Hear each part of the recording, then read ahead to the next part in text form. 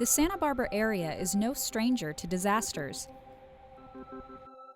From the 1925 earthquake that forever changed the landscape, to the 1995 flooding that devastated many homes and businesses, to the 2009 Hezecita fire causing thousands to be evacuated. It is evident now more than ever that everyone should be prepared, but what about businesses? As a business owner, you know that protecting your building and your contents is vital to its survival. To ensure that you'll be able to act quickly should the need arise, you need to plan ahead. That is why developing an emergency preparedness plan is one of the most important strategic decisions you'll make as a business owner. The first step when developing an emergency preparedness plan is to conduct a risk assessment. You just don't know what's going to affect you, and really any sort of incident is going to cause problems for your ability to be able to continue your operations. So, if it's weather related, if it's earthquake, if it's, terrorist incident, regardless of what the incident is, any of these things can affect the business. And so you need to have, if not a full-on plan, at least an idea of how you're going to be able to respond to that to keep your business going. Find out what emergencies have occurred in the past and what impact these had on other businesses in your area. Floods are among the most frequent and costly natural disasters throughout the country, and coastal areas like Santa Barbara are no exception. The Federal Emergency Management Agency, FEMA, creates flood maps to help communities understand their risk of flooding. These maps identify what locations are at risk. Next, compile an inventory of available equipment, tools, and supplies, and include it with the emergency response plan. Budget for and purchase any safety equipment that may be needed. How prepared are you with your employees to have to stay overnight? And not that you're going to have cots and blankets, but do you have something? You have a little bit of food so that if somebody has to stay, that they can at least maybe sleep in their work chair, or employees could bring a blanket and a pillow, because we never know. You never know what's going to happen. Recommended emergency supplies include water, food, battery-powered radio or an emergency alert system radio, flashlights, first aid kit, a whistle to signal for help, dust or filter masks, wrench and pliers to turn off utilities, can opener for food, plastic sheeting and duct tape to seal a room, extra batteries for all electronic devices, as well as moist towelettes, garbage bags, and plastic ties for personal sanitation. Quantities of these items will vary from business to business. Once you have thoroughly assessed the risks that your business faces and gathered the appropriate supplies, you may begin to train your employees on how to prepare for each emergency scenario. Your employees and coworkers are your business's most important and valuable asset, which is why this next step is critical to your emergency preparedness plan. All staff should be trained to ensure they are familiar with their role during an emergency. You should conduct testing and exercises to evaluate the effectiveness of your preparedness program, making sure employees know what to do and find any missing parts. Identify who will shut down critical operations and lock the doors if possible. Action by employees with knowledge of building and process systems can help minimize damage to the facility, the environment, and even save lives. It's amazing to me to find out a lot of their managers know about the plans, but none of their staff do. And so we really push for the managers to share that with their staff on who's responsible and who's going to take care of what, and what the chain of command is and who the staff needs to call. Receiving timely information about weather conditions or other emergency events can make all the difference in knowing when to take action. Monitor TV or radio news reports for information or official instructions as they become available.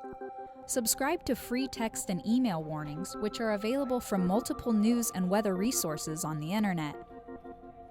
The ability to promptly evacuate workers, customers, and visitors effectively requires a warning system that can be heard throughout the building. Test the fire alarm during planned drills so employees are familiar with the sound. If there is no fire alarm system, use a public address system, air horns, or other means to warn everyone to evacuate.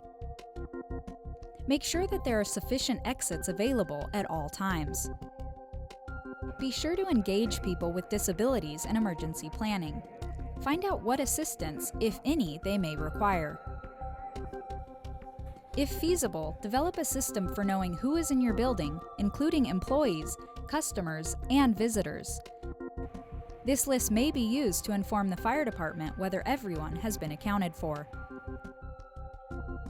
It is a good idea to keep your staff up to date on any changes made to your emergency preparedness plan by incorporating the information into meetings, newsletters, on company intranet, periodic employee emails, and by using other internal communications tools. All business owners should encourage personal preparedness among employees as well. By creating a home kit, making a plan, and staying informed, your employees will be better able to help your business respond and recover if they know how to prepare at both work and home. Of course, for employee wellness is almost as important, if not more important than our guest wellness. We would hope that that would translate maybe some of the lessons they learn here they'll take home with them and apply at their home as well. In the event of a real emergency, a business must be able to respond promptly, accurately, and confidently during the hours and days that follow. That is why it's important to develop a continuity of operations plan. This plan will help keep your business operating as it responds and recovers from the effects of a disaster or emergency situation. Carefully assess how your company functions, both internally and externally, to determine which staff, materials, procedures, and equipment are absolutely necessary to keep the business operating. Identify how you will communicate with management and employees during and following an emergency. Establish procedures with suppliers, vendors, and other businesses critical to daily operations.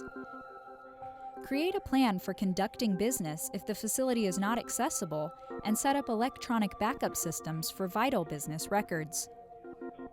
Finally, consult with your insurance agent and learn what coverage is available and what precautions to take for disasters that may impact your business.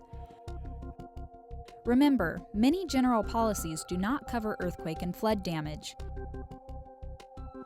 Even a few inches of floodwater can cause tens of thousands of dollars in damage to your business. Flood insurance is the best way to protect yourself from devastating financial loss and is available for business owners through the National Flood Insurance Program. On an annual basis as you're renewing, have your agent come in and sort of walk through the office, because oftentimes you will have either acquired things or made policy changes that they'll see in a walkthrough, and that's going to help you both with your premium, but they can also sort of give you ideas, because they're attuned to this, to how you might recover from some of these disaster issues. And so it's important to have them here on site. There's great agents who represent sort of a whole wide range of insurance companies here in Santa Barbara, and so it's a great opportunity to be able to just sort of do a double check for yourself, make sure that you've got everything covered in your operation.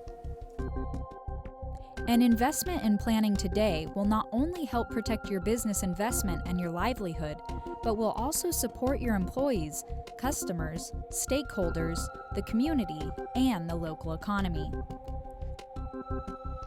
For more information on how you can create an emergency preparedness plan for your business, visit the following websites: